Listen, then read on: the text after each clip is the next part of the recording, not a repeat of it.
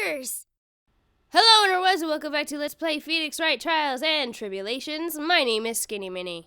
And I'm Pharaoh. Last episode, we pretty much said Godot is the killer, but apparently Maya's saying that's not him. So now we're getting further testimony and gotta cross-examine her, get some more information to find out who the real killer is then if that's the case.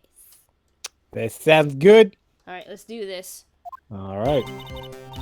When I came to, I was just lying there on the training hall floor. By the time I got back to the garden, the place had totally changed. The torches were lit and the body was gone. And all the snow around the stone lantern had been carefully cleaned up too. Since the person did all that work alone, I just assumed it was a man.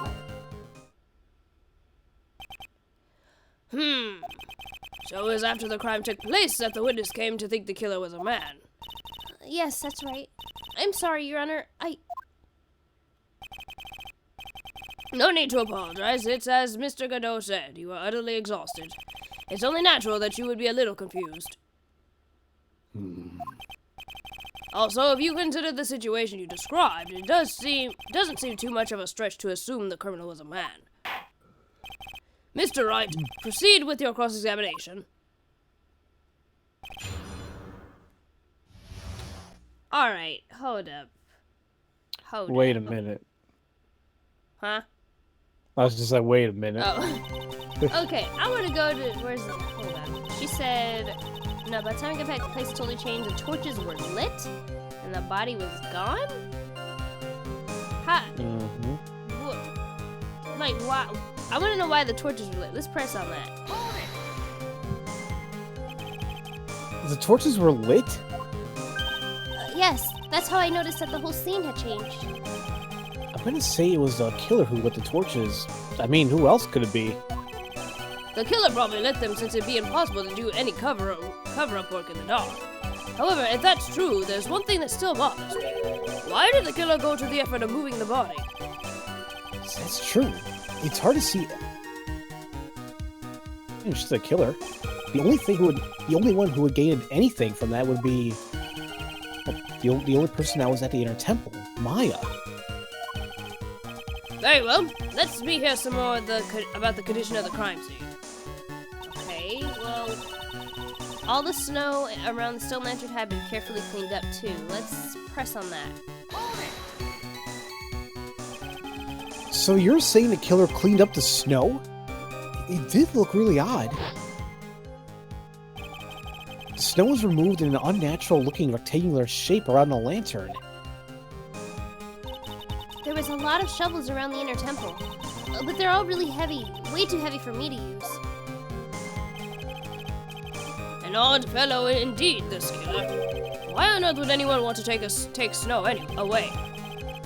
Well, there's one thing I could think of. Didn't you say there was a lot of the victim's blood sprayed onto the snow? Yeah. The area I collapsed in ended up being splattered. In other words, the killer's purpose is to hide the bloody snow. I think it's the most reasonable explanation. Perhaps. However, there's something that's bothering me. If the killer just wanted to hide the snow with blood on it, there was no need to remove that amount. God, that's true. He could have scooped up just the snow that was stained with blood. It looks like there are some mysteries behind this issue. But I think this will help explain them. Okay. I don't know. Let's see. So we pressed on the important stuff. Since the person that worked alone or assumed it was a man, that one, I don't think we need to press on that. Right. What about by the time I got back to the garden, the place had totally changed? Let's press on that. I think that's the second statement? Yeah. I think so, yeah. Okay. Okay. Well, naturally, the killer must have done it, right? Yes, I think so. But why would a killer tamper with the crime scene like that? There must have been something that the killer desperately wanted to hide. The truth is, when I saw the crime scene, I felt something. You did? Yes.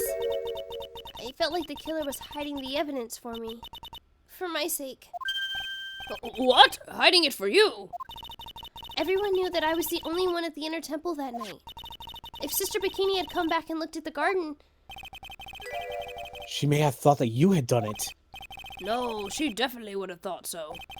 And you're saying that's why the killer cleaned up the crime scene to make it look like nothing had happened? Yes, I'm sure of it. Well, that's certainly an important piece of information.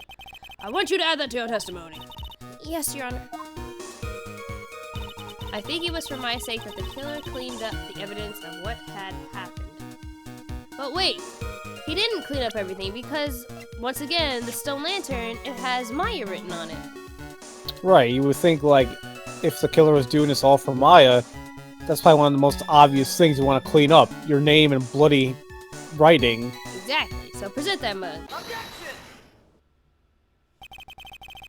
The body of Elise Doden was carried all the way to Hazakura Temple's courtyard. Then at the garden, the real scene of the crime, the stone that we suspect was covered in blood, was scooped up and removed. It's reasonable to believe all this was done in an attempt to hide the true crime scene. However, there's still one matter that still seems somewhat odd. Oh, and what would that be? You must have figured it out by now, Mr. Godot. It's the message written in blood on the lantern. It was written very clearly on a white stone lantern. Maya. If the killer was so motivated to protect Maya from suspicion, then why didn't he wipe the white writing off the lantern? Oh! You're right! Sorry, I hiccuped at the same time. Oh, okay. Order, order, order! But, Mr. Wright, isn't it a fact that the killer was trying to cover up the crime scene? Indeed, but it doesn't make much sense to move the body and remove the bloody snow, then not wipe off the most incriminating thing of all, the bloody writing! But if that's the case, do you have an explanation for the killer's mysterious behavior? Why would his killer move the body and remove all that snow, but then leave the bloody writing on the lantern? I don't know what the killer's plan was, but it's a fact that the killer left the writing on the lantern. There must be a reason for it. Well then, Mr. Wright, let's hear your opinion. Why did the killer leave the message written in blood on the lantern? Well, mainly because the killer didn't even notice it. I know you guys are probably thinking, what the hell does it even mean? It's very easy to see. If it goes back to our previous accusation, you'll see why. Prosecutor Godot, earlier in this trial, you gave me some good advice. Once you eliminate the impossible, whatever remains must be the truth. Maybe you're not as dumb as I thought. The real killer wanted to disguise the fact that a crime occurred here. If that's the case, they wouldn't have left the bloody writing on the stone lantern on purpose. Therefore, it must mean that they didn't notice it. But that doesn't make any sense. The torches were all lit and everything. There's no way any normal person would miss something as glaring as that. You're right. There is no way any normal person would. What? What are you trying to say, Mr. Wright? There's only one person involved in this incident who could have missed something the bloody writing who could have missed seeing the bloody writing altogether. And who would that be? Who is the person that could have failed to notice the bloody writing? And, as we established before, a certain somebody can't see red. Mr. Godot. Whoop. Mr. Godot, this is what you said yesterday. My eyesight's pretty messed up. Even with these huge goggles in my head, I still can't see everything. You can't see everything? Yeah, that's correct, Mr. Godot. This lantern was submitted as evidence today. I would like the court to think back to the moment it was first presented. Oh yeah, the lantern, and everybody's like, oh, it says Maya, oh my god. And he's like, no it doesn't. It's clean as a whistle. Like, what? Mr. Godot, just admit it. There are certain colors you can't see, correct? You can't see red on a white background, can you? That's right. We went through this once before. Yep, in During the- Maggie's case. Exactly. During the poisoning case at Tribulations. The whole thing regarding like he didn't mention the blood. He mentioned the ketchup. Mm-hmm. Or no, he mentioned the coffee and I was on it. Yeah. It's like, dude, what the hell? So that was weird. They're like, Why not the bloodstain? He's like, what bloodstain you guys talking about? It's so weird. It's like, stop messing around. But I love when games do this. They have like that little bit of foreshadowing. It's like, oh! Yeah. It was, yeah. I gotta say I think the best series that does this is probably the Zero Escape series. Yes. You could see the coffee on the white apron, but you couldn't see the ketchup because it was red. It's strange. In a black and white photo, those letters would have appeared black to me. I wonder, why am I the only one who can't see them? So then, Mr. Godot, are you admitting it? Are you admitting that you couldn't see the red writing on the lantern?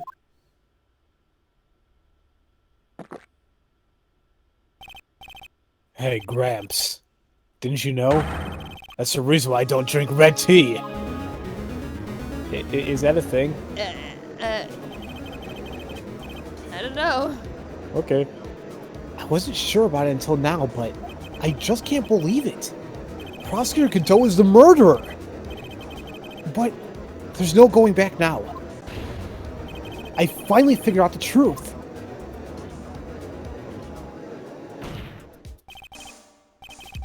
Mr. Godot, the defense at this time formally accuses you. You are the murderer of Miss Elise Stoneman, also known as Miss Misty Faye. It's hard to believe this may be true. However, once again, Mr. Wright has brought up a disquieting fact about you. Just make sure you don't fill out the indictment in red ink, Gramps. Come on. How does a little graffiti make me into a killer? Ugh. Besides, it's not like it's my name that's written there. I'm certain the killer wasn't able to see the color red. Oh, this is rich. Do go on, Trite. The answer's right there at the crime scene. In the snow. The snow? How so? Well, for example, why did the killer move all that snow? Your Honor, you said it yourself. If they wanted to hide the bloody snow, why not take out just the area?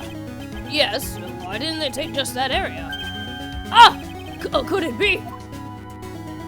Yes, the killer couldn't see the red blood that had seeped into the snow. And so he had to remove all the snow.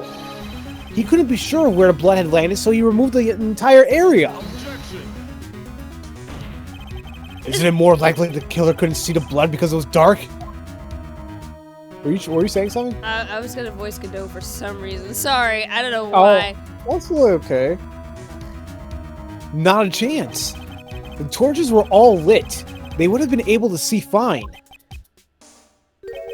It seems that once again this trial has taken an unexpected turn, to say the least. Can you explain this, Mr. Godot?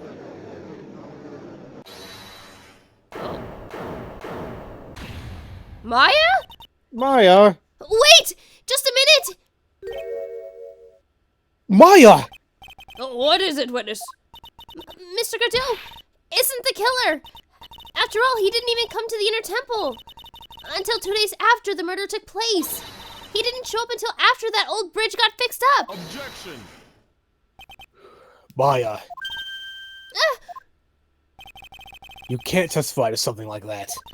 Why? What do you mean? I may not look it, but I'm... Ah! After the murder happened, you didn't even exist. She didn't. I'm afraid I don't follow.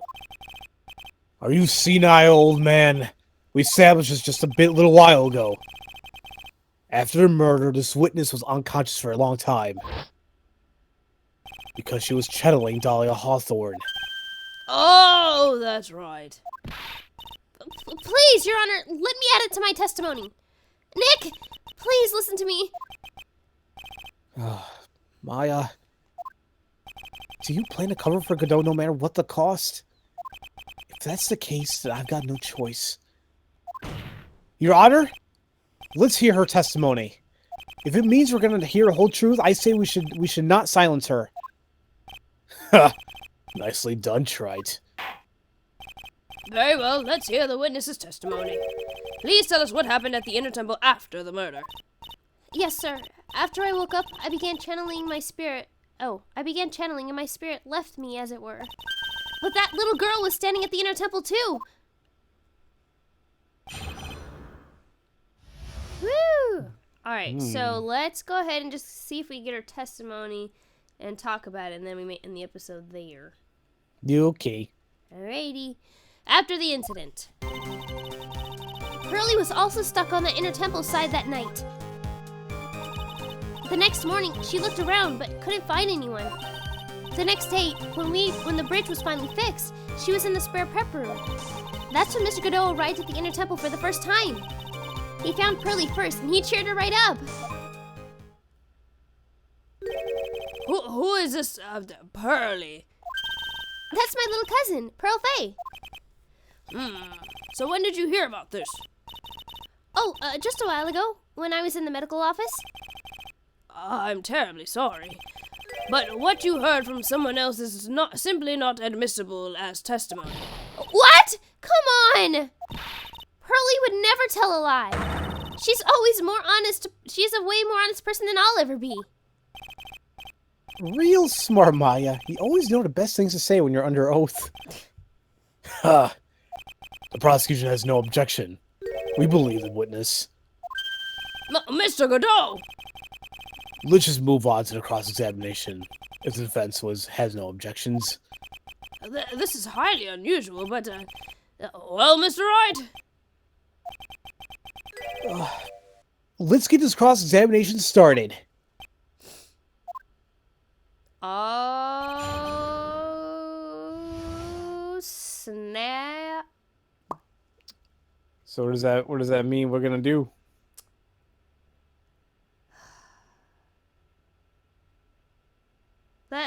Dang it. It's only like almost 18 minutes.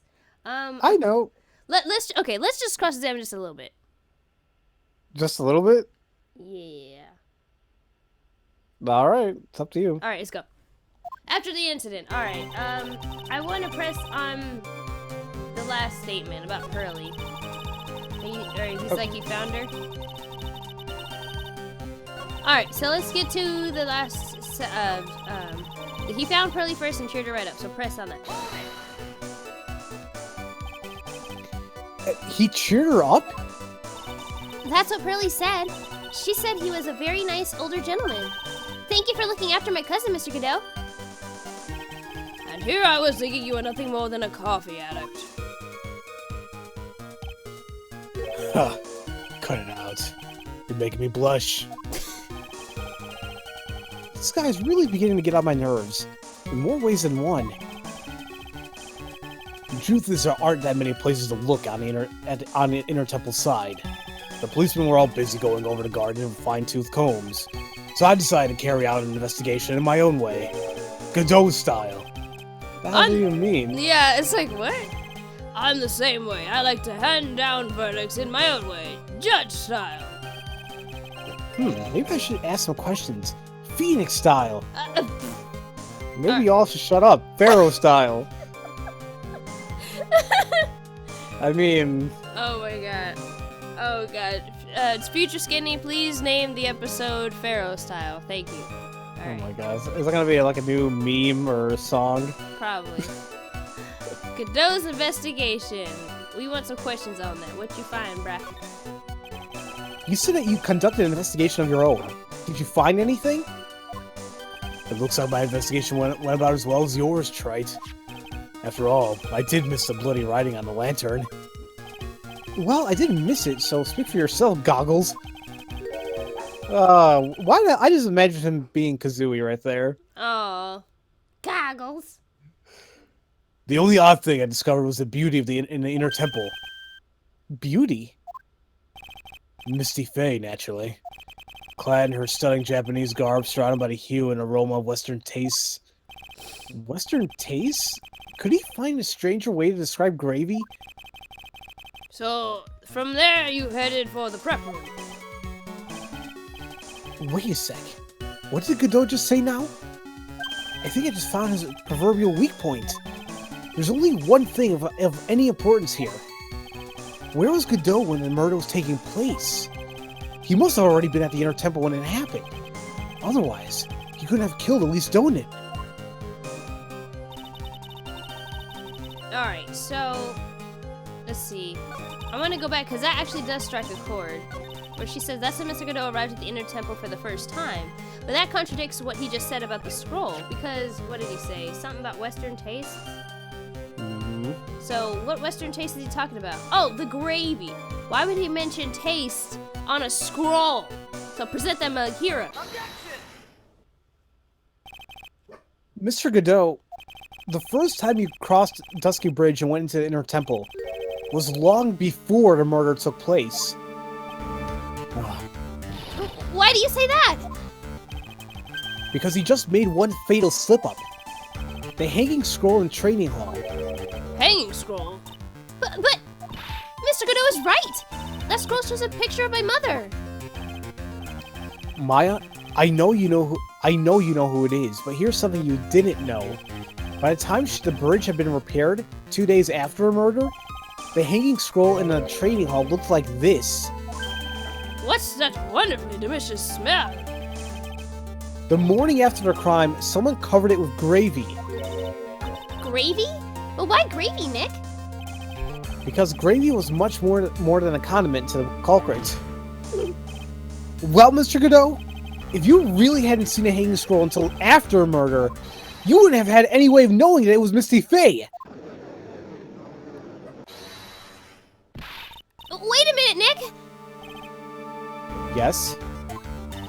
Take another look at the hanging scroll. Look at the top. There's a crest there. Ah, that. It's the mark of the master, correct? Exactly. So if you know the meaning of the mark... Then you could guess that it was a picture of Misty Faye on there. True, but Mr. Godot described what was underneath like this. Clad in her stunning Japanese garb, surrounded by the hue and aroma of Western tastes. Oh! Yes, it's possible that he knew what the crest meant. However, he could have known that she was wearing Japanese clothing. Mr. Godot, on the day of the murder, you were hiding at the Inner Temple long before the crime took place.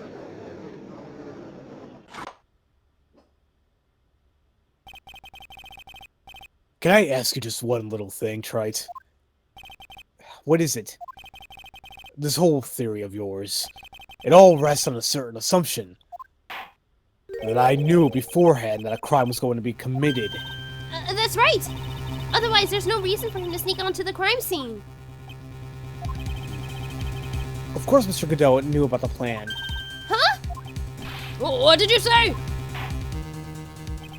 Is this really possible that another person knew of that plan? Yes, and it's actually that burnt letter. Boop. Present that.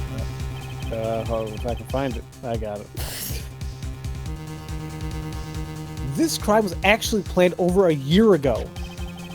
Morgan Fay authored a plan for her daughter's future. And these instructions were hidden somewhere in Faye Manor for a year.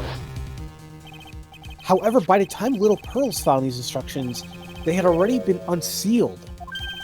Unsealed? Yes, the killer had read these instructions long before Pearls ever found them.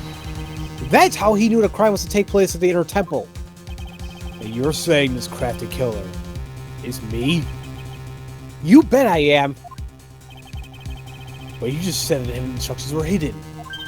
That's right! Mr. Godot couldn't have known where the instructions were hidden. If he really wanted to know, he had one great chance to find out. Yes? And when was that? During a visit. A visit? Morgan Fay told her daughter Pearl about where the instructions were hidden during one of her visits to the detention center. That wouldn't be the only time for someone to have learned where they were hidden. Eavesdropping on a visit at the detention center? Yes, it could be arranged if you were someone with easy access in and out of there. Like, for example, a prosecutor such as Mr. Godot. Ah! Ugh.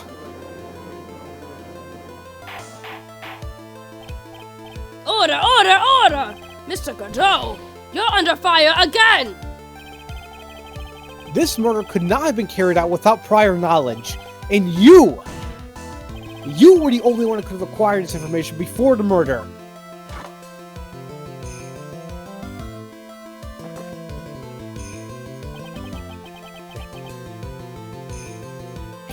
And yet, at the same time, we're fascinated and bewitched by it. Maybe that's why humans drink the darkness as coffee. Sorry for always asking, but what does that even mean? It means there's a reason for everything. According to your theory, the killer in this case eavesdropped on a conversation during a jail visit where he learned of a hidden plan for a crime. After discovering the plan, he hid in the internet temple and waited for the crime to occur. Then he ultimately took a person's life. And he did all of that just to protect this witness? That's right. If you're accusing me of this crime, I have to ask you, why would I do this? This girl is nothing but a stranger to me. I've got no reason to go through that kind of trouble to protect her. I am what you see. I'm certainly not the type to rescue a damsel in distress. The killer's behavior is certainly extreme, for lack of a better word. Even considering that the killer wanted to protect this witness's life, his behavior is still a little too unnatural. However, you had a good reason, didn't you, Mr. Godot? An unshakable reason that forced you to protect this witness at all costs. I knew it. You figured it out, haven't you, Nick? Maya, I guess you were doing your best to cover for Godot. For the same reason, huh?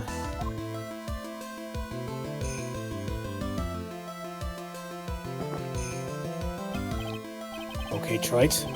I'm all ears. Let's hear it. It's very simple. Maya Fey is a lot more than just a stranger to you. What's this? There's one person who lies at the very center of this whole story. One person that ties you and Maya Fey together inextricably. That doesn't sound right. Inextricably? Yeah.